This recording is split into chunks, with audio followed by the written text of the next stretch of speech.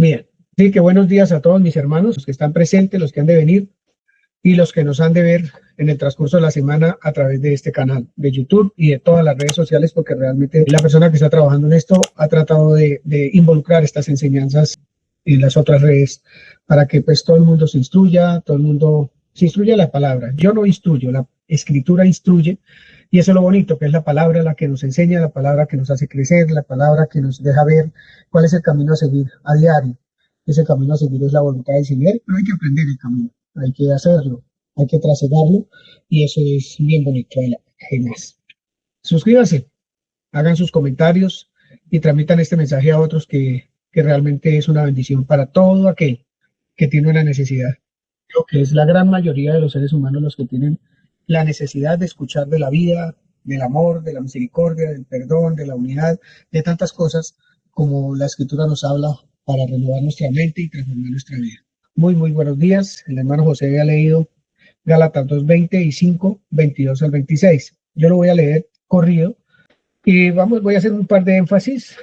Gálatas 2:20 dice así: en realidad, también yo he muerto en la cruz. Muy interesante. También yo he muerto en la cruz, junto con Jesucristo. Y ya que no soy yo el que vive, sino que es Jesucristo el que vive en mí. Y ya no soy yo el que vive, sino es Jesucristo el que vive en mí. Y ahora vivo gracias a mi confianza en el Hijo de Dios. No podemos tener confianza en nadie más, porque Él me amó y quiso morir para salvarme. 5:22 al 26. En cambio, el Espíritu de Dios nos hace amar a los demás, estar siempre alegres y vivir en paz con todos. Nos hace ser pacientes y amables y tratar bien a los demás, tener confianza en Dios, ser humildes y saber controlar nuestros malos deseos. No hay ley que esté en contra de todo esto. Y los que somos de Jesucristo, ya hemos hecho morir en su cruz nuestro egoísmo y nuestros malos deseos. Si el Espíritu ha cambiado nuestra manera de vivir, debemos obedecerlo en todo. No seamos orgullosos ni provoquemos el enojo y la envidia de los demás por creerlos mejores que ellos. Quiero empezar la enseñanza de hoy o la reunión de hoy mostrándoles un poco a través de la historia bíblica y a través de los hechos reales, a través de lo que las personas vivimos sobre la faz de la tierra, cómo muchas de las cosas que empiezan con tanta emoción, con tanta festividad y toda esta cosa, de un momento a otro se apaga. Y uno habla, por ejemplo, de muchos hogares que cuando uno le pregunta a un amigo o cuando uno escucha la conversación de alguien, ¿usted cuánto lleva de casado? Uy, hermano, llevo 20 años de casado, usted no se imagina la carga que llevo. 20 años y todavía usted aguantando, no puede ser. Y cosas como esas absurdas que uno escucha en la calle, usted cómo es tan guapo o guapa de vivir todo ese tiempo con una persona. Pero lo que no saben, o pueden saberlo, pero no lo traen a colación, es que cuando empezaron esas relaciones era lo más maravilloso que existía. No había nada mejor, no había una mejor mujer o un mejor hombre con el cual aquella mujer o aquel hombre se iba a comprometer. Era lo máximo, se desvivían por esa persona, caminaban juntos de la mano por la calle, se abrazaban, se decían cosas al oído maravillosas, tenían una relación maravillosa. Pero con el transcurso del tiempo, como la conversación de las personas por ahí, ya eso es una carga. Ya no va a la casa donde su amada, sino va para donde la fiera o para donde el león o para el cocodrilo, todo lo que quieran llamar a muchas personas a su cónyuge. O al contrario, las mujeres hablando de sus esposos, tener que ir a la casa y soportar mis hermanos, etcétera, etcétera. Todo ese mundo de cuentos que hoy se manejan por el paso de los años. Pues yo quiero mostrarle un poco cosas como esas a través de la escritura. No es eso lo que les quiero mostrar. El ejemplo es solamente para ver cómo el ser humano se cansa con una facilidad enorme de luchar, de trabajar, de insistir, de ser resiliente. Se cansa rápido, muy rápido. Entonces vamos a ir a Levíticos, capítulo 16. Levíticos, capítulo 16. No olviden Gálatas 2:20 y Gálatas 5:22 al 26. Realmente estas dos porciones de la escritura son hermosas y desglosadas como las desglosa la TLA, pues me parece extraordinario también. Levíticos 16:5. Yo quisiera que alguien lea despacio, haciendo énfasis en lo que está leyendo, comparta la escritura con nosotros. Desde el 5 hasta el... ¿Quién lo lee? Dice, y de la congregación de los hijos de Israel tomará 2 machos cabríos para expiación y un carnero para holocausto. Y hará traer Aarón el becerro de la expiación que es suyo y hará la reconciliación por sí y por su casa. Después tomará los 2 machos cabríos y los presentará delante de Jehová a la puerta del tabernáculo de reunión. Y echará suertes Aarón sobre los 2 machos cabríos, una suerte por Jehová y otra suerte por Azazel. Y hará traer Aarón el macho cabrío sobre el cual cayere la suerte por Jehová, y lo ofrecerá en expiación. Mas el macho cabrío sobre el cual cayere la suerte por Azazel, lo presentará vivo delante de Jehová para hacer la reconciliación sobre él, para enviarlo a Azazel al desierto. Y hará traer Aarón el becerro, que era para expiación suya, y hará la reconciliación por sí y por su casa, y degollará en expiación el becerro que es suyo. Gracias, Ángel. Puede ser Felipe, del 20 al 22. Dice así: cuando hubiere acabado de expiar el santuario y el tabernáculo de reunión y el altar, hará traer al macho cabrío vivo, y pondrá Aarón sus 2 manos sobre la cabeza del macho cabrío vivo, y confesará sobre él todas las iniquidades de los hijos de Israel, todas sus rebeliones y todos sus pecados, poniéndolos así sobre la cabeza del macho cabrío, y lo enviará al desierto por mano de un hombre destinado para eso. Y aquel macho cabrío llevará sobre sí todas las iniquidades de ellos a tierra inhabitada, y dejará ir al macho cabrío por el desierto. Gracias. Bien, esto es cómo era una expiación. Levíticos es un libro que explica muy bien todo ese trabajo que hacía el pueblo de Israel, desde Éxodo lo cuenta también, pero quise coger esta lectura porque vamos a hacer énfasis en varias cositas. Entonces, el pueblo de Israel toma 2 animales, dos cabros y un cordero para el holocausto. Y Aarón, que era el sumo sacerdote, era el que hacía todo el rito de degollar a uno de los animales, ofrecer un sacrificio, de coger el otro cordero y enviarlo al desierto, y el otro ofrecerlo por él y por su familia, ¿cierto? Entonces, hay varias partes aquí bien interesantes, todo el rito, la sangre que se usa, sobre lo que se usa y todo eso. Dice el versículo 10, más el macho cabrío, sobre el cual cayere la suerte por Azazel, lo presentará vivo delante de Jehová para hacer la reconciliación sobre él, para enviarlo a Azazel al desierto. ¿Qué quiere decir esto, hermanos? Es un animalito, más abajo lo dice acá en el versículo, que en el 21, sobre ese animalito que salió en suerte para ser mandado al desierto, pondrá Aarón sus 2 manos sobre la cabeza del macho vivo, del cabrío vivo, y confesará sobre él todas las iniquidades de los hijos de Israel, todas sus rebeliones y todos sus pecados, poniéndolos así sobre la cabeza del macho cabrío, y lo enviará al desierto por mano de un hombre destinado para esto. Y aquel macho cabrío llevará sobre sí todas las iniquidades de ellos a tierra inhabitada, y dejará ir al macho cabrío por el desierto. Todos ya sabemos, por lo que hemos estado caminando en la escritura, todo esto tiene un significado. Todos estos rituales físicos que se hacían allí apuntaban a algo mucho mejor. Esto era la sombra de un bien venidero, como hemos dicho muchísimas veces. Y así lo hacían todos estos sacrificios eran una vez al año, pero muchas veces durante el año se hacían sacrificios y más sacrificios. Todos los días llegaba gente allí con su cordero, con su cabro para que el sacerdote le ofreciera a Dios por los pecados de quien venía, por la familia de ese que venía y por su familia. Y eso era de continuo, durante años sucedió esto. Pero todo esto que era un mandato de Dios, con un propósito de Dios, y era que entendieran cosas mucho más profundas que hacer un ritual, se fue convirtiendo en rutina, hasta que llegó a ser hasta un negocio lucrativo. Llegó a ser hasta un negocio lucrativo todo esto. ¿Se acuerdan cuando Jesús cogió un fuete y sacó a todos del templo porque estaban negociando cabros, corderos y todo, palomas y todo lo demás en el templo?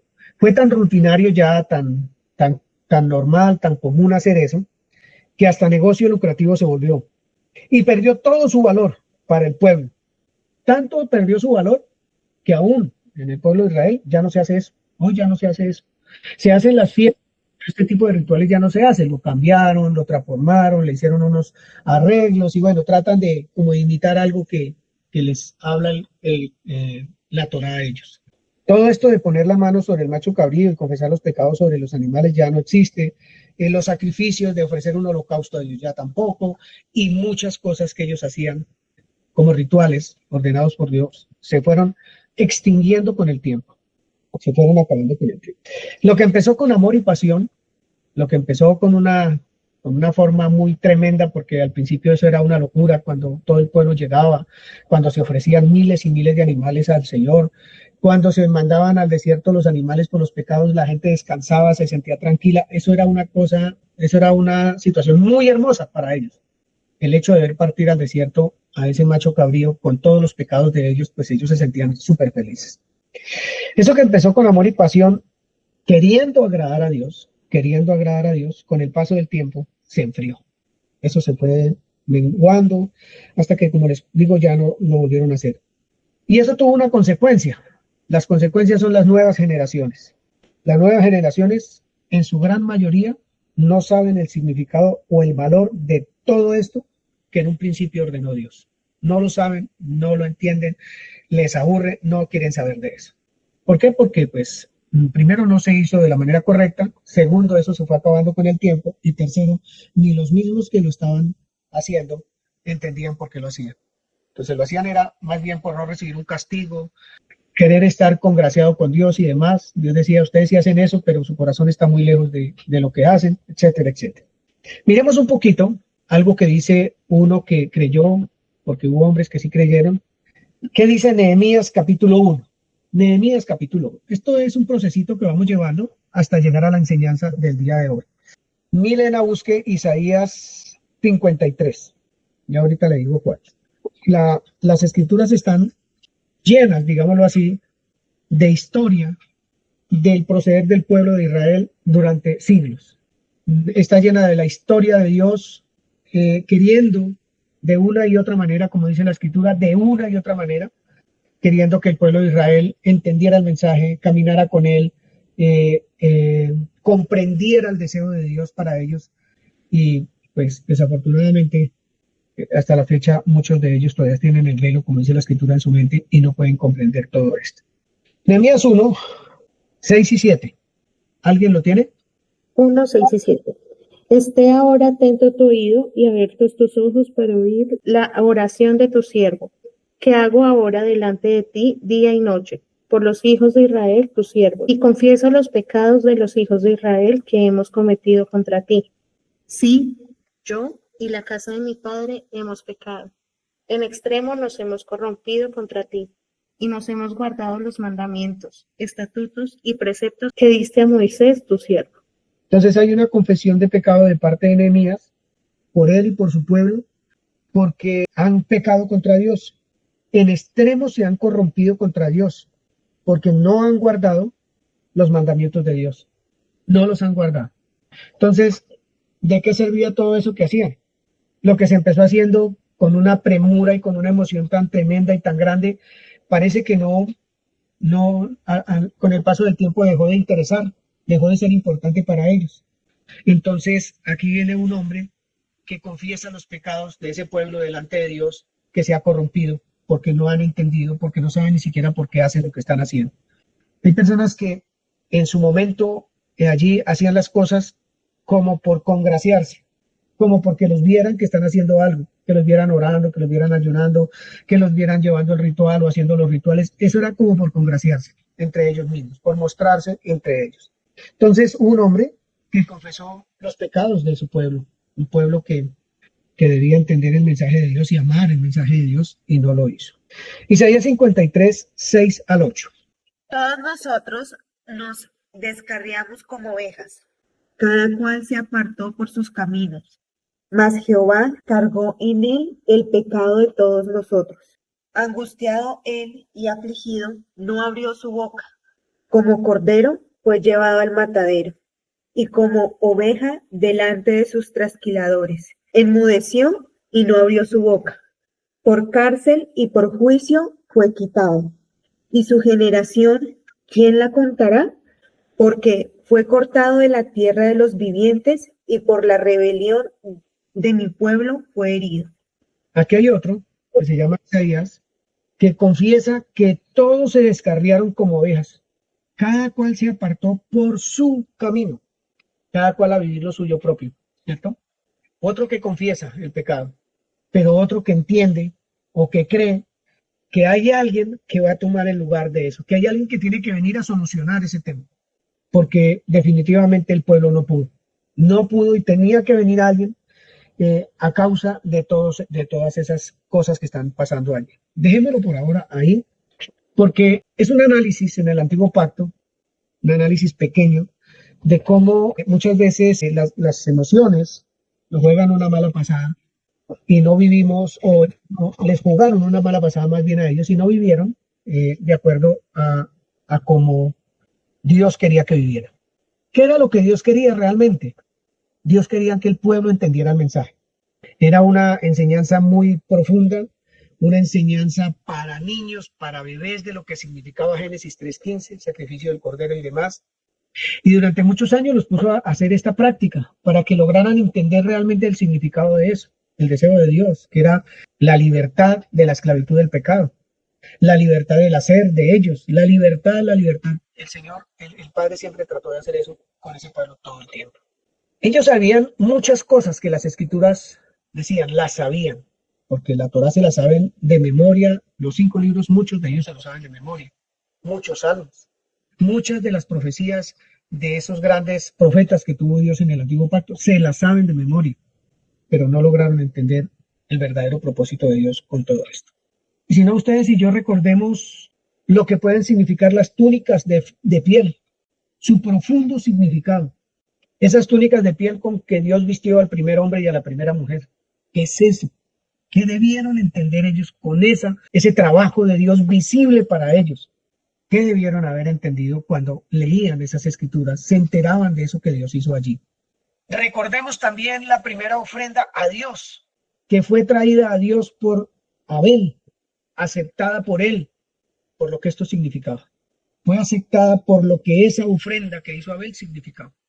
Yo no sé qué tanto entendieron los judíos sobre esto, el pueblo hebreo. Yo no sé qué tanto entendió, pero era un significado profundo, muy grande, que Dios hubiera aceptado una ofrenda y la otra no.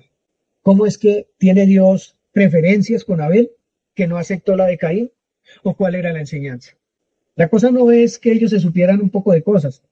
La cosa es que entendieran lo que Dios estaba haciendo didácticamente para que se pudiera entender el mensaje de Génesis 3:15. Para todos, cuando los que estaban en su momento, Dios prometió un libertador, pues eso para qué no es un regocijo. Saber que estaba vivo, ahora estoy muerto y que Dios me promete volver a estar vivo, volver a la vida, volver a ver la verdad, volver a entablar relación con el que me hizo, con el que me creó y ser uno con él, pues seguramente esa promesa de Génesis 3:15 causó mucho regocijo. Y causa mucho regocijo aún en los que están esperando a Cristo, porque lo esperan realmente en el pueblo hebreo. Porque ellos esperan una libertad no del pecado, sino de las naciones que los circundan, que los acosan, que les hacen guerra. Entonces eso es motivo de muchísima alegría. Por eso cuando vino el libertador no lo pudieron ver. No lo pudieron ver porque ellos están esperando una cosa muy diferente. Y eso ha hecho todas esas cosas de no entender el mensaje, que sus corazones o se endurezcan o se enfríen o dejen de trabajar en aquello en lo cual Dios quiere que trabajen, que es en la fe, que es en creer en el mensaje, entender el mensaje, ¿cierto? Saber qué propósito tenía todo ese mensaje. Y hay una cosa, un detalle muy bonito. En el antiguo pacto, después de la promesa de Génesis 3:15, las mujeres esperaban si quizá una de ellas iba a ser la virgen que concebiría y daría a luz la promesa del libertador. Ellas esperaban, yo estoy virgen, no me he casado, yo creo que yo puedo ser elegida para ser la mamá de ese libertador. Las mujeres también estaban esperando eso. Que ese que iba a venir con un ejército a salvarnos de la opresión, llegara a través de una de ellas. Eso tiene en un sentido ya para nosotros hoy muy profundo, muy bonito además. Con el transcurso del tiempo, el gozo, esta esperanza fue perdiendo su valor, su trascendencia también, a tal punto que cuando Jesús vino, como les digo ahorita, no lo pudieron entender y mucho menos creer. Vamos a leer, hermana Ana Patricia, Habacuc, capítulo 2. Hermana Nelcy, segunda de Pedro 3. Ya les digo los versículos. Hermana Lorena, solo mujeres, Hebreos 10, por favor. Ya le digo también los versículos. ¿Quién va a leer a Habacuc 2? ¿Dos qué? 2, versículo 3. Señora Patricia. Patricia. Aunque la visión tardara aún por un tiempo, más se apresurará hacia el fin y no mentirá. Aunque tardare, espéralo, porque sin duda vendrá, no tardará. ¿Qué debía hacer el pueblo? Esperar. Porque ¿quién fue el que prometió? Pues el que no miente. Sí, es que está tardando, es que no viene y es que siempre lo mismo y no pasa nada y ustedes dicen que sí iba a venir, pero no vino. ¿Y qué es lo que sucede? Miren, un exilio tras otro, huye aquí, guerra por este lado, pero oye, la promesa parece que tarda. Gracias, Patico. Segunda de Pedro 3:9. Buenos días. Buenos días. Dice, el Señor no retarda su promesa, según algunos la tienen por tardanza, sino que es paciente para con nosotros, no queriendo que ninguno perezca, sino que todos procedan al arrepentimiento. Gracias, Nelson. Al parecer, el afán es de todos.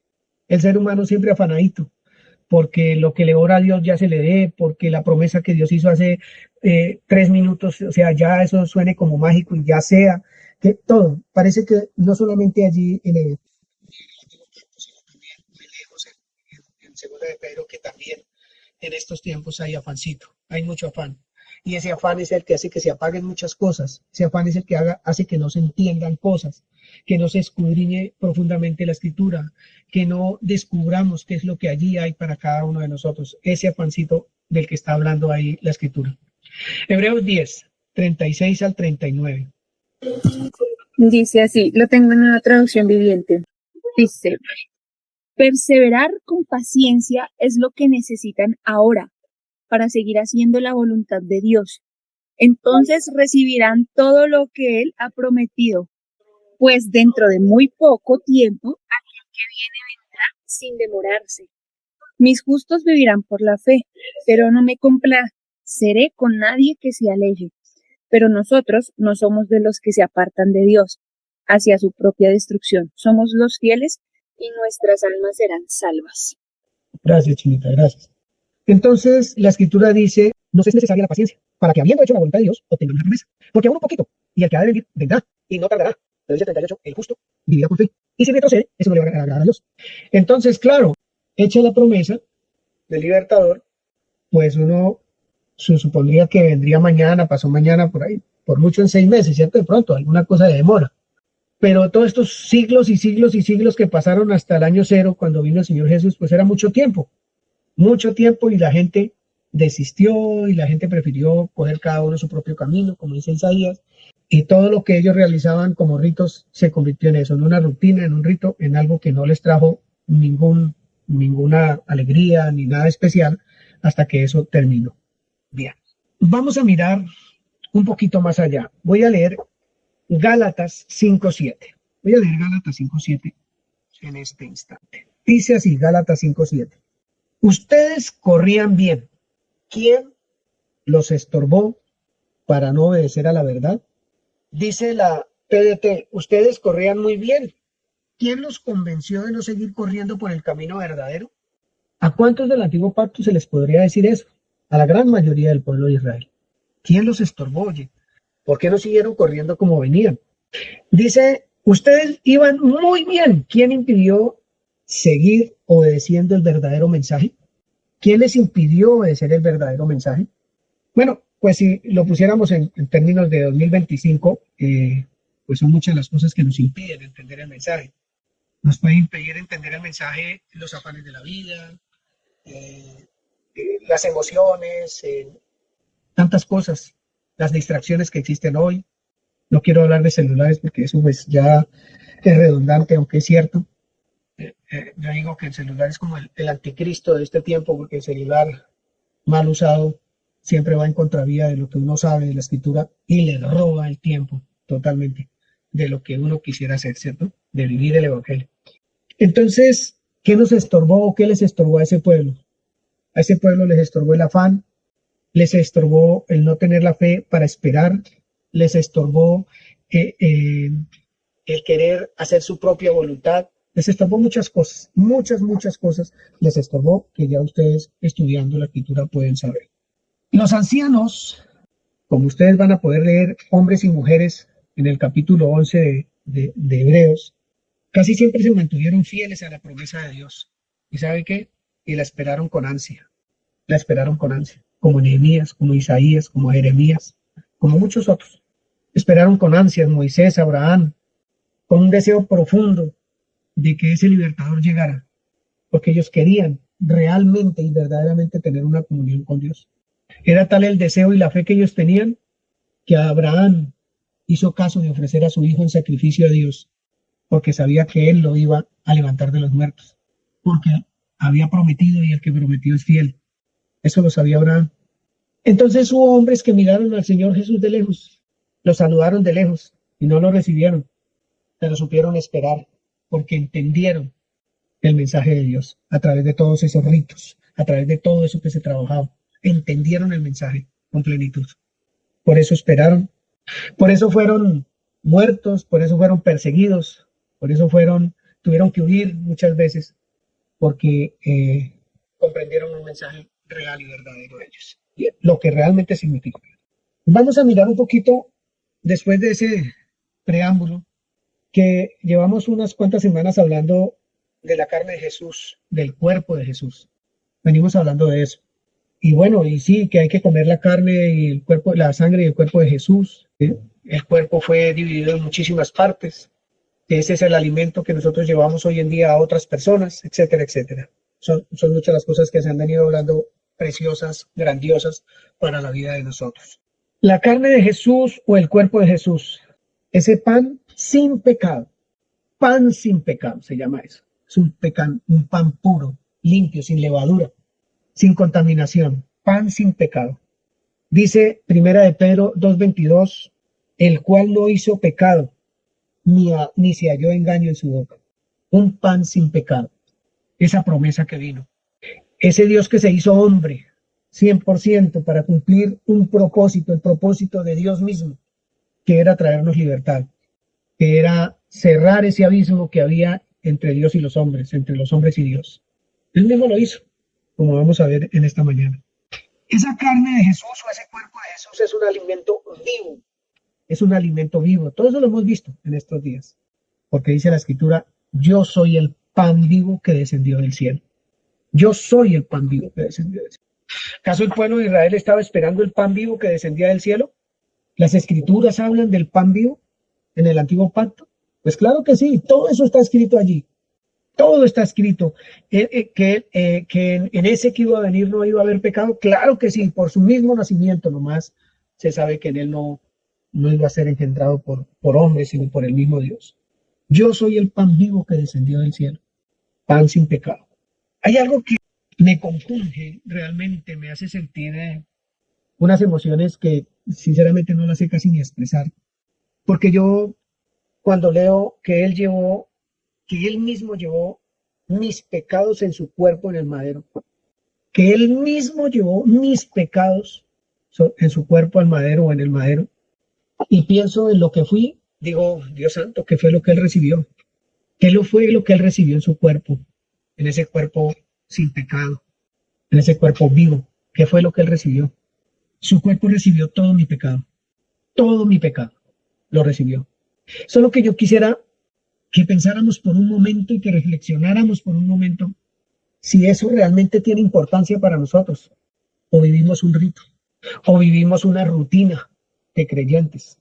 ¿Qué vivimos nosotros como creyentes realmente? ¿Entendemos qué fue lo que pasó?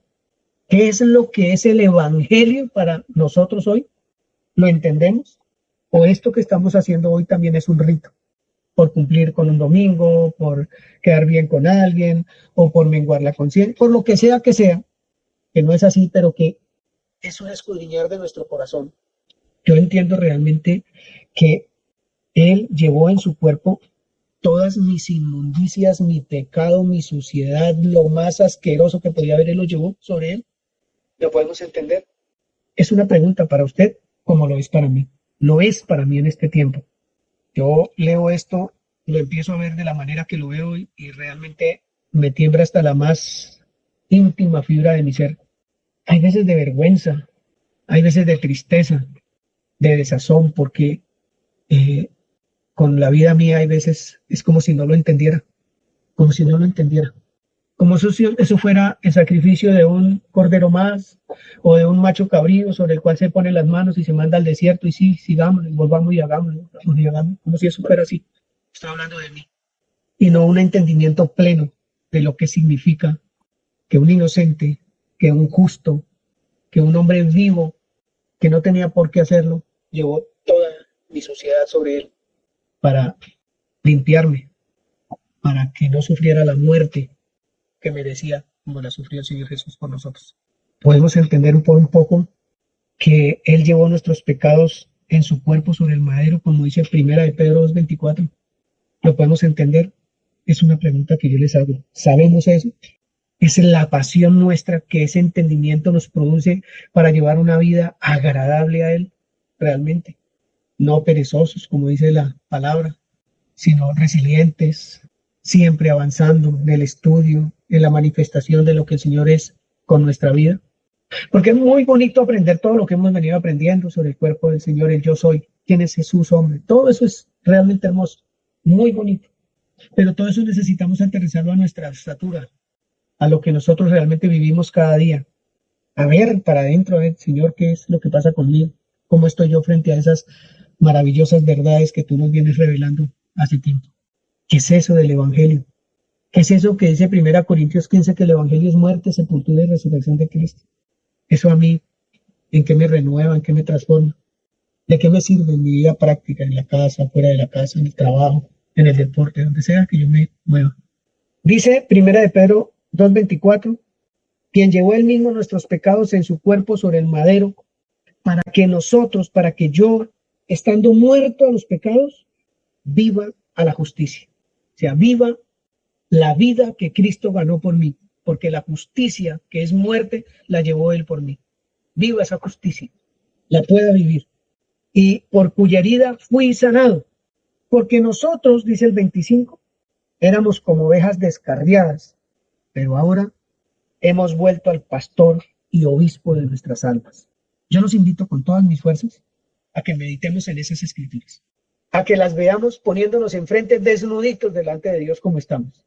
Y yo creo que eso va a tener una connotación realmente maravillosa en su casa, en mi casa, en nuestras familias, porque nosotros no vamos a seguir en rituales. No queremos hacer como el pueblo de Israel. Queremos vivir como Él dice que tenemos que vivir. Como dice Gálatas 2:25 del 22 al 26. Ya no vivimos nosotros. Cristo es el que vive en mí. Bueno, pues entonces, ¿quién es el que vive en mí? ¿Cómo vive uno cuando el que está vivo, sentado a la diestra del Padre, vive en mí? ¿Cómo es que se vive? ¿Qué se piensa? ¿Qué se habla? ¿Cómo se hacen las cosas? ¿Cómo son mis emociones frente a otra persona? Al que me cae mal o al que me cae bien. Vamos a mirar ahorita eso. Dice Hebreos 7:26 al 27. ¿Quién lo quiere leer? Alguien que lo quiera leer. Hoy voy a dar muy poco paso a la palabra porque quiero expresar todo lo que el Señor puso en mi corazón para traerlo esta mañana. Hebreos 7:26 y 27. ¿Quién lo tiene? Por favor. Porque tal sumo sacerdote nos convenía, santo, inocente, sin mancha, apartado de los pecados, y hecho más sublime que los cielos, que no tienen necesidad cada día como aquellos sumos sacerdotes de ofrecer primero sacrificios por sus propios pecados y luego por los del pueblo, porque esto lo hizo una vez para siempre, ofreciéndose a sí mismo. Muy bien. Esa es la frase que quiero poner esta mañana sobre la mesa. Se ofreció a sí mismo. No fue obligado, sino por el amor a su Padre. Porque si hay alguna deuda que tenga que tener alguien es amar a los demás. Y Él quiso amar la voluntad de su Padre, ofreciéndose a sí mismo. Lo hizo una sola vez y para siempre. Y tiene algunos atributos. No como los sumos sacerdotes del antiguo pacto que tenían que ofrecer sacrificios por sí, por su familia y por los del pueblo, sino que era santo, inocente, sin mancha, apartado de los pecadores y hecho más sublime que los cielos. Eso que me habla el corazón es lo que yo le pregunto al Espíritu Santo. ¿Esto qué es lo que yo quiero que entienda? ¿Qué es lo que tú quieres que yo entienda con esto? ¿Quién recibió toda mi inmundicia encima? ¿Quién se cargó con ese pecado? Que no era tan sencillo como uno piensa a veces. Hebreos 9:28, Milena. Hebreos 9:28. Así también Cristo fue ofrecido una sola vez para llevar los pecados de muchos y aparecerá por segunda vez sin relación con el pecado para salvar a los que le esperan. Entonces, ese sacrificio no era como en el antiguo pacto, o como cada año que se ponía las manos sobre ese cordero para que fuera al desierto. Azazel es sin regreso, se va sin regreso, un lugar de muerte, se va y no regresa más. Se ofrecía a Azazel, dice allá en el antiguo pacto. Este no, este cordero fue ofrecido una sola vez y para siempre y llevó los pecados de muchos, de todos, realmente, porque no hacía excepción de personas. ¿Qué ofreció? Su cuerpo, la ofrenda de su cuerpo. Dice Hebreos 10:5, dice, por lo cual, entrando en el mundo, dice, sacrificio y ofrenda no quisiste, me preparaste cuerpo. Cuerpo, ¿para qué era ese cuerpo? Versículo 14, porque con una sola ofrenda hizo perfectos para siempre a los santificados. Es una conmoción, realmente es algo extraordinario, es una cosa brutal, sin precedentes, que alguien que es tan malo y tan perverso pueda decir todo lo que yo era fue llevado en el cuerpo santo, sin mancha del Señor, para perdonar mis pecados. Todo fue puesto allí. Toda la suciedad cayó sobre él, absolutamente toda la suciedad. Miremos un poquito, esto no es para mover emociones ni nada, sino cómo en el antiguo pacto esto ya estaba predicho, lo que les estoy diciendo en esta mañana. Ya estaba dicho de antemano que eso debió haber sido entendido, pero no fue entendido. Gracias a Dios por el Espíritu de Dios para la iglesia, que puede estudiar y trabajar las Escrituras y entender que esto ya estaba desde antes. Esto no se lo inventó Pablo, Pedro, Juan escribiendo las cartas, Lucas, Mateo y ellos, sino que escudriñaron la palabra pacientemente y nos dejaron ver esa historia verdadera que estaba detrás de esa sombra. La verdadera historia, lo que realmente significaba todo lo que el antiguo pacto decía. Dice Isaías 53, del 10 al 12, dice lo siguiente. Vuelvo a Isaías 53. Es un libro supremamente lindo también. Creo que no hay libro de la Biblia que no sea hermoso, pero hay unos que tienen unas cositas que lo agradan a uno, que lo ponen como en órbita, en sintonía. Dice así Isaías 53, del 10 al 12. Dice así, con todo eso, Jehová quiso quebrantarlo, sujetándolo a padecimiento.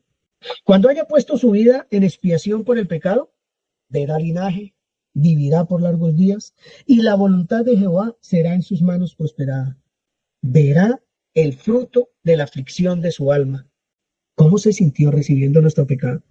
O mi pecado. Mírala por mí. Verá el fruto de la aflicción de su alma.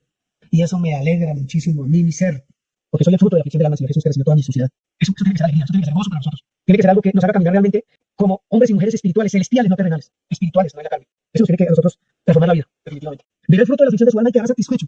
Por su conocimiento, justificará a mi siervo justo a muchos y llevará las iniquidades de ellos. Iniquidades fue lo que recibió de mí. Por tanto, dice el Señor, yo le daré parte con los grandes y con los fuertes repartirá despojos, por cuanto derramó su vida hasta la muerte y fue contado con los pecadores, escuché eso, y fue contado con los pecadores, habiendo él llevado el pecado de Giovanni y orado por sus transgresores. Fue contado con los pecadores. Oye, ¿lo afligió? ¿Lo quebrantó? ¿Padeció? Claro, claro que sí. No era Dios en la cruz, era un hombre santo llevando mis pecados. Un hombre que no quería estar separado de su padre ni siquiera por un segundo, ni una milésima de segundo, sin embargo, llevó mi pecado. Se sometió absolutamente a todo, por darme vida al que creí, por darle vida a aquellos que han de creer, por usted y por mí. Eso es, desde mi perspectiva, muy grande, supremamente grande. Vamos a mirar un capítulo completo. Voy a hacer un poquito rápido porque el tiempo seguramente no nos va a alcanzar. Viendo este panorama, viendo este piso que se pone antes de entrar al capítulo que quiero ver, que realmente es el corazón del Evangelio, que es todo lo que la Escritura dice, se plasma desde mi perspectiva ahí. Vamos a mirar un poquito. No voy a explicar teológica ni profundamente las cosas, sino lo poquito que en el espacio tan pequeño como esto podemos expresar. Vamos a leer 2 de Corintios capítulo 5. 2 de Corintios capítulo 5. Voy a leer desde el 1 hasta el 10. Desde el 1 hasta el 10. Voy a leer por porciones, ¿sí? Desde el 1 hasta el 10.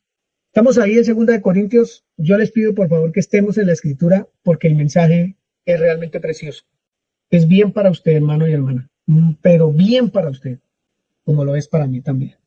Dice la escritura en el capítulo 5, versículo 1 hasta el 10. Porque sabemos que si nuestra morada terrestre, este tabernáculo, se deshiciere, tenemos de Dios un edificio, una casa no hecha de manos, eterna en los cielos. Y por esto también gemimos, deseando ser revestidos de aquella nuestra habitación celestial, pues así seremos hallados vestidos y no desnudos. Y ahorita explico un poquito. Porque asimismo los que estamos en este tabernáculo gemimos con angustia. Oye, pero en este tabernáculo yo gimo con angustia. Claro que sí, porque no quisiéramos ser desnudados, sino revestidos, para que lo mortal sea absorbido por la vida. Mas el que nos hizo para esto mismo es Dios, quien nos ha dado las arras del Espíritu. Así que vivimos confiados siempre y sabiendo que entre tanto que estamos en el cuerpo, estamos ausentes del Señor, paréntesis, porque por fe andamos, no por vista. Pero confiamos y más quisiéramos estar ausentes del cuerpo y presentes al Señor. Por tanto, procuramos también, o ausentes o presentes, serle agradable, porque es necesario que todos nosotros comparezcamos ante el tribunal de Cristo para que cada uno reciba, no dice sea juzgado, para que cada uno reciba según lo que haya hecho mientras estaba en el cuerpo, sea bueno o sea malo. Con esta última frase de estar en el tribunal de Cristo, parece que tiene relevancia poder entender lo que realmente significó todo ese ritual del antiguo pacto, lo que significaba la ley, lo que los profetas decían, la promesa de Génesis 3:15, la primera ofrenda que Dios aceptó, que se agradó de la ofrenda. Realmente toma relevancia porque vamos a recibir según lo que hayamos hecho, sea bueno, sea malo. Yo que he entendido de esto, qué es lo que yo sé de esto realmente y que es parte de mi ser, de mi vida completamente. ¿Qué es lo que yo he entendido? Entonces, ¿qué dice en el versículo 5 del 1 al 10?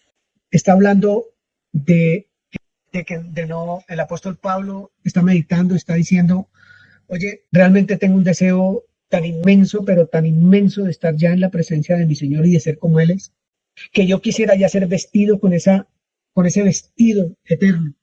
Como estoy vivo, yo quiero que esto mortal sea inmortal. Ya yo quiero ser como Él es. Ya yo quiero serlo así. Yo no quiero estar desnudo para que eso suceda. O sea, no quiero estar muerto para que eso suceda. Yo quiero en este momento que estoy vivo ser transformado, ser revestido por esa vestidura que Dios tiene para nosotros. Los que ya murieron en Cristo están esperando que eso corrupto se vuelva incorruptible. Pero si el Señor Jesús viniera ahorita, como es el anhelo de Pablo en esta lectura, esto inmortal se va a convertir en inmortal. Y Pablo está diciendo, Dios, yo no quiero estar más ausente de ti. Mientras esté en este cuerpo yo estoy ausente, no está separado de Dios, está ausente, porque hay algo que nos separa todavía y es que no somos como Él es. Pablo no era como Él es todavía, porque su cuerpo sigue siendo un cuerpo de pecado. Pero dice que ellos viven confiados, o él vivía confiado. ¿Por qué? Porque Dios le dio las arras del Espíritu Santo. Y el Espíritu Santo le dice todo lo que Dios ha dicho es verdad. El Espíritu Santo nos dice todo lo que Dios ha dicho es verdad. Es claro, se va a cumplir. Aunque tarde por un poquito de tiempo, eso se va a cumplir. Y si muero antes de que Cristo venga, muero con la absoluta certeza de que voy a ser transformado también. Y voy a llegar a ser como Él. La absoluta certeza. Porque Él lo dijo. Porque el Espíritu Santo me da la certeza de ello. Solo que Pablo tenía un deseo vehemente de ya ser como Él. Yo quiero ya ser como Él. Yo no quiero ni pensar lo que estaba viviendo, ni las situaciones que estaba viendo, ni nada de eso. Pero yo quiero ya realmente ser como Él. Bien, voy a leer otro pedacito de la escritura de 2 Corintios 5, que es desde el 11 hasta el 21. Quiero que prestemos muchísima atención a esta parte de la lectura. Conociendo pues el temor del Señor, persuadimos a los hombres, pero a Dios le es manifiesto lo que somos. Pero a Dios le es manifiesto lo que somos. Y espero que también lo sea a sus conciencias. No nos recomendamos, pues, otra vez a ustedes, sino les damos ocasión de gloriarse por nosotros, para que tengan con qué responder a los que se glorían en las apariencias y no en el corazón. ¿Qué hablan de nosotros los demás?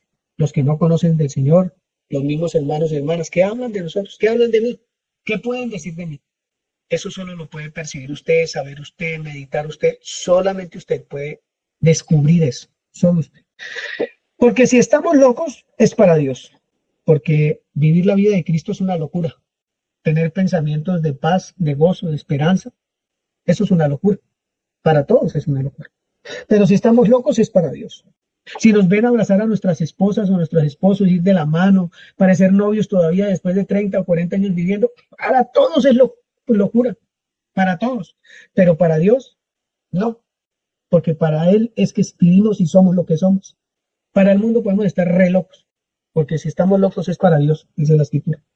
Si somos cuerdos es para ustedes. Porque el amor de Cristo nos constriñe. Yo quisiera que alguien leyera el versículo 14 en otra versión. Pensando esto, que si uno murió por todos, luego todos murieron. Y por todos murió para que los que viven ya no vivan para sí, sino para aquel que murió y resucitó por ellos. De manera que nosotros de aquí en adelante a nadie conocemos según la carne. Y aún si a Cristo conocimos según la carne, ya no lo conocemos así. De modo que si alguno está en Cristo, nueva criatura es. Las cosas viejas pasaron, y aquí todas son hechas nuevas. Y todo esto proviene de Dios, quien nos reconcilió consigo mismo por Cristo y nos dio el ministerio de la reconciliación. Que Dios estaba en Cristo reconciliando consigo al mundo, no tomándoles en cuenta a los hombres sus pecados, y nos encargó a nosotros la palabra de la reconciliación. Así que somos embajadores en nombre de Cristo, como si Dios rogara por medio de nosotros. Le rogamos en nombre de Cristo, reconcíliense con Dios. Al que no conoció pecado, por nosotros lo hizo pecado, para que nosotros fuésemos hechos justicia de Dios en él. Vamos a meditar un poquito en esta escritura, porque es interesante. Dice el versículo 15, ¿por cuántos murió el Señor Jesús? Dice que por todos. En el versículo 14 dice, porque el amor de Cristo nos constriñe, pensando esto, que si uno murió por todos, luego todos murieron. Escuchen eso. Si el Señor murió por todos, ¿en qué condición quedaron todos? Muertos, dice ahí. Quedaron muertos. Todos murieron. Y por todos murió. No dejó ninguno por fuera. Para que los que viven, usted y yo, ya no vivamos para nosotros mismos, sino para aquel que murió y resucitó por ellos. Escuche eso. Ya no vivamos para nosotros mismos, sino para aquel que murió y resucitó por todos, por absolutamente todos, dice ahí. Y agrega, de manera que nosotros de aquí en adelante a nadie conocemos según la carne. Voy a parar un poquito ahí. Voy a parar un poco ahí. ¿Usted cómo ve al que no le gusta, en el espíritu o en la carne? ¿Usted cómo ve al ladrón, al violador, al asesino, al que secuestró? Ya no sé, ¿cómo lo ve? Al corrupto, ¿cómo lo ve? ¿Según la carne? Aquí dice, de manera que nosotros de aquí en adelante a nadie conocemos según la carne. ¿Ustedes saben por qué? ¿Ustedes saben por qué? Porque por todos dio la vida el Señor. Por todos murió y resucitó. Por absolutamente todos. Entonces, ¿cómo lo tengo que ver? A esas personas las vemos como alguien que tiene la necesidad de entender lo que nosotros ya tenemos. Y que ya le fue dado a ese, o a esa, o a ese grupo. Ya le fue dado porque ya fue llevado a cabo el sacrificio de la cruz, una vez y para siempre. Porque esos que todavía pecan no saben, todos esos que matan, que roban, que secuestran, que son corruptos, etcétera, no saben que todo su desgraciado pecado como el mío fue puesto en el cuerpo de Cristo en un madero. No lo saben, pero nosotros sí. Entonces, ¿cómo vamos a mirar a esas personas? ¿Con juicio? ¿Con desamor?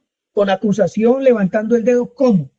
Porque el amor de Cristo nos constriñe, pensando esto, que si uno murió por todos, todos murieron, y por todos murió, para que los que vivan, ya no vivan para sí, sino para aquel que murió y resucitó por ellos.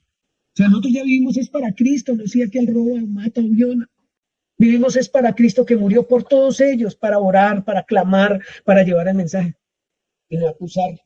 De manera que nosotros de aquí en adelante a nadie conocemos según la carne, a nadie, sino según la obra hecha. según el Espíritu de Dios, según la obra hecha, realizada por todos.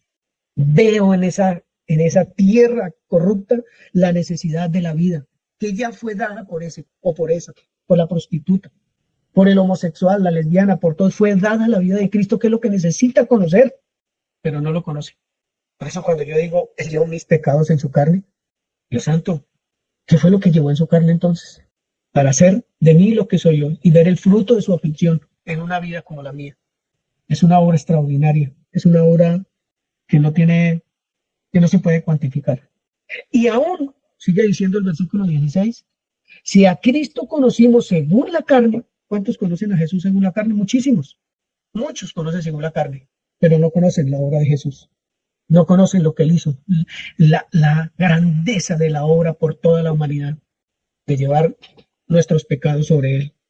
Si lo conocíamos según la carne, ya no lo conocemos así. Ya no lo conocemos así. Está sentado, recibió gloria a la diestra del Padre. Todo honor, toda gloria le pertenece. Es Rey, Señor. Ya no lo conocemos así. Ya no conocemos a ese Señor allá clavado en una cruz. El que sale a la profesión, el que está en Monserrate. No, ya no lo conocemos así.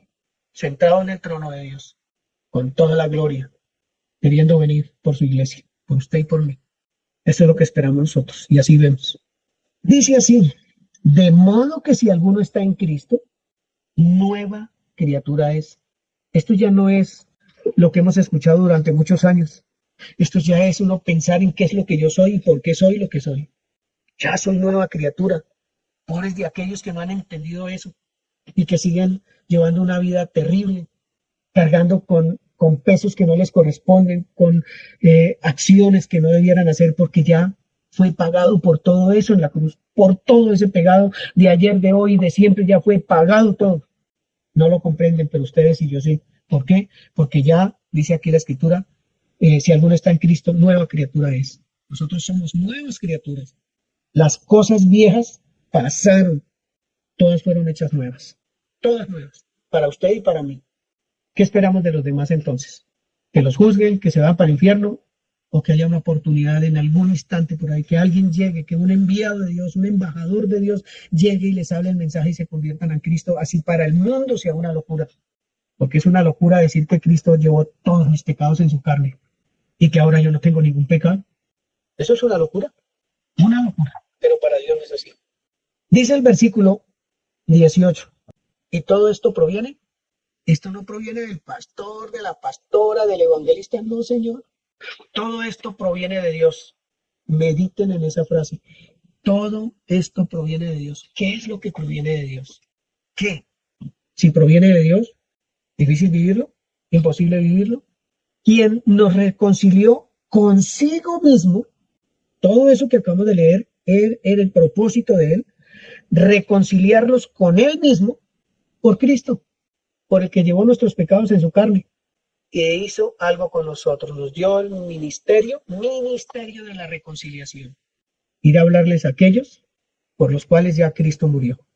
Ellos no saben que su pecado, si creen en Cristo, no existe. No es, pero persisten porque están ciegos y no pueden ver, están en tinieblas. Pero nosotros somos la luz del mundo, el pan vivo, la puerta para que muchos entren también, no por nosotros, sino por el Evangelio de Cristo. Nosotros estamos para eso, para eso. Somos el pan de vida.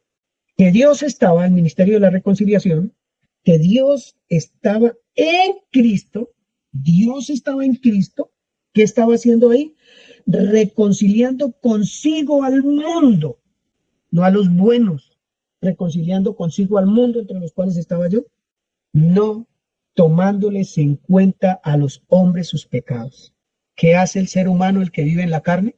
Porque acá dice, oye, de tal manera, dice aquí, que nosotros de aquí en adelante a nadie conocemos según la carne. Y aquí dice que Dios estaba en Cristo reconciliando consigo al mundo, no tomándoles en cuenta a los hombres sus pecados. O sea, ¿en qué posición nos pone el Señor? Nosotros no somos los de la obra, Él ya la hizo.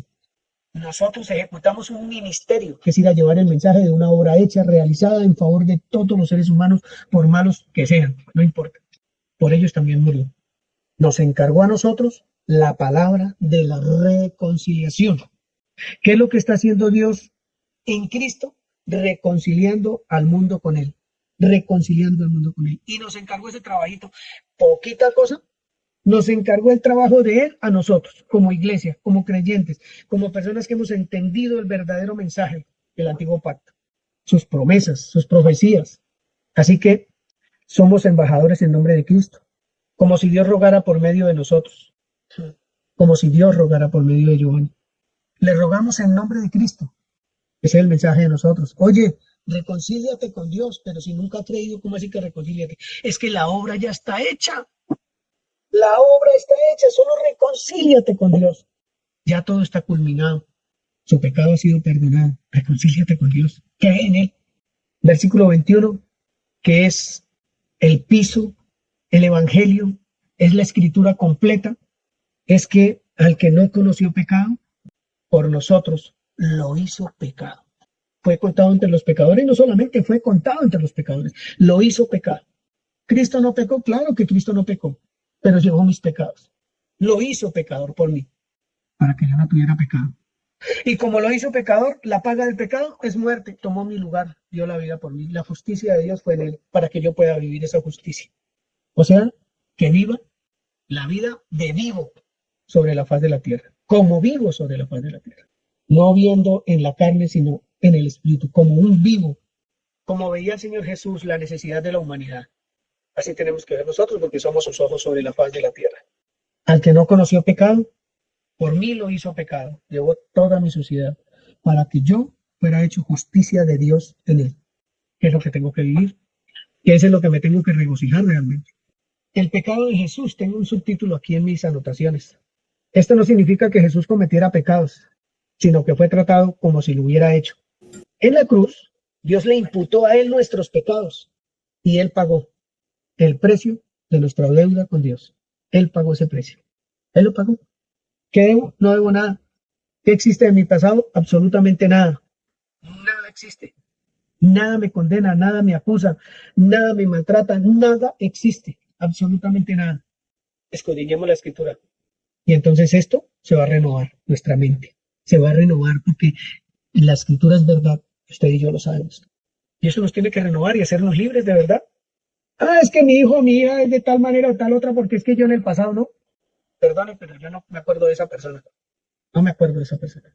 Lo que sé es lo que Dios hizo por mí, pero también sé que lo hizo por esa persona que está viviendo lo que dice que yo soy el culpable. Que Cristo murió por él también. Dio su vida por él. Llevó los pecados de él o de ella en su cuerpo, en el madero. Por eso este dedito se tiene que cerrar. Para ningún lado puede abrirse porque por todos dio la vida a Cristo. Por todos cargó semejante peso de inmundicia sobre su cuerpo. En su carne, en la carne del Señor Jesús, sucedió todo lo malo que hice, todo lo malo que el mundo ha hecho. Y sabe que no podía ser de otra manera. Imposible que fuera de otra manera. No había otra salida. Esto no es una teología profunda. Esto no es, no. Si quieren estudiar teología, ahí está muchas cosas en YouTube también para ver. Y son muy lindas. Sino estamos hablando del amor inmenso del Señor Jesucristo por la voluntad de su Padre, por agradar a su Padre. De eso es que estamos hablando. De un amor sin precedentes, no cuantificable. Un amor extraordinario. Un amor que sin tener pecado decidió cargar con el pecado de toda la humanidad. Y no de los 7.000 millones de habitantes que hay sobre la tierra, sino de los que han existido, existen y existirán. Por todos. Cargó el pecado. Cargó con todo aquello que nos separaba de Dios. Cerró la brecha para que hoy podamos entrar sin ningún estorbo, sin ningún velo, sin nada, a la presencia de nuestro Padre. Postrarnos delante de Él, conversar y decirle, ayúdeme Señor a entender un poco más esto que tú nos enseñas en las Escrituras. La profundidad de este evangelio tan maravilloso para poder ver cómo tú amar a los demás como tú los amas, ver la necesidad de los demás que yo tuve un día pero que otros la tienen hoy. Que esto sea para nosotros una vida llena de gozo y de esperanza realmente. Es una vida que trae satisfacción. Las riquezas son una añadidura, siempre lo diré que las riquezas son una añadidura y no traen ninguna felicidad, porque el día que les falte ese día va a llorar y se va a sentir que no vale un peso. Pero la felicidad que nos da ser hijos de Dios, de que nuestro pecado ya no fue imputado a otro y ya no lo tengo yo, eso no se acaba jamás, es eterno. La felicidad de poder ver no en la carne a los demás, sino en el espíritu de los demás, la necesidad que el otro tiene de Cristo, eso tiene que causarnos felicidad. La felicidad no es lo que alguien diga de mí, sino lo que Dios hizo por mí a través de Cristo Jesús. Esa sí es la felicidad mía. Y sí, trabajo por el sustento y quiero tener cosas y sueño con cosas, pero si no, ¿qué pasa? Tengo lo que quiero tener, lo que deseo con todas mis fuerzas tener por toda la eternidad, y es a Cristo Jesús en mi vida. Su amor, su misericordia, su verdad, su sabiduría. Eso es lo que vale, realmente. Perdonado, limpio, santo. Eso no lo podemos entender tan fácilmente. Por eso no lo vivimos, como no vivió el pueblo de Israel lo que tenía que vivir. Y cada año ponía las manitos sobre el cabro ese para que se fuera con los pecados de ellos al desierto y muriera por allá. Y ese mensaje no lo podían entender, que su pecado se iba y que no iba a regresar y eso iba a pasar. Esa sombra iba a pasar. Iba a ser real. No lo puedo entender. Entonces nuestras situaciones muchas veces del diario vivir, que no estoy bien, que me falta aquello, que no tengo lo otro, que la salud que me duele, lo que sea, que el hijo, que la hija, a veces nos hace perder el rumbo, la estabilidad, el pensar con mesura, con sabiduría, con amor, con misericordia. Y entonces nuestro cuerpo se enferma. Nuestra vida no es consecuente con esa obra perfecta de sanidad espiritual, de sanidad física, esa obra para tener una relación exclusiva con nuestro Santísimo Padre, con nuestro Señor, nuestro Libertador. Eso sí es motivo de mucho gozo y de mucha alegría. Lo demás, lo que sea, es una añadidura. Y esa no es mi esperanza, esa no es mi fuerza. Más bien es como un modo de interrelacionarme con los demás, de hacer un nido de amor muy profundo entre las personas que están al lado mío y que podemos compartir la escritura y que podemos exponérsela a los que no la conocen. Esos sí son lazos maravillosos que causan gozo y esperanza. Dios actuó por nuestro propio bien. Actuó siempre en favor de lo que Él quería, relacionarse con usted y conmigo. Nunca dejó de hacerlo. Hizo que Cristo, que nunca había pecado, se convirtiera en nuestro pecado para redimirnos, llevar todo eso en su carne, Dios santo. La muerte de Jesús pagó el precio de nuestro pecado, nos quitó nuestra culpa y el obstáculo que había entre nosotros y Dios, nos reconcilió consigo mismo. Dios recibió la muerte de Cristo como pago por nuestros pecados y ahora somos parte de esta familia celestial. Me siento agradecido con mi Padre, con el Espíritu Santo, por traer a mi mente cosas como estas que me animan, que me hacen sentir súper chévere, muy chévere. Entender que las cosas de Dios son verdaderas y ciertas, verdaderas y ciertas. ¿Que sabe de dónde viene la murmuración, el desamor? De llevar una vida de rutina, todo rutinario, lleno de rituales, el domingo, el miércoles, el jueves, el devocional a la mañana, a toda carrera. Eso es una vida de rutina, que se convierte realmente en desamor, en acusación y muchas cosas, murmuración. Todo eso se evita, lo podemos evitar entendiendo el mensaje del Señor para nosotros, para cada uno en particular. Y entonces nos vamos a amar como Él nos ama. Vamos a manifestar el amor como es. No por una rutina, porque esto no tiene que ser rutinario. Tiene que ser una vida maravillosa cada instante de nuestro paso por la tierra. Quiero darle un abrazo a todos y decirles que gracias por participar. Mediten, oren en su casita, ahonden las relaciones.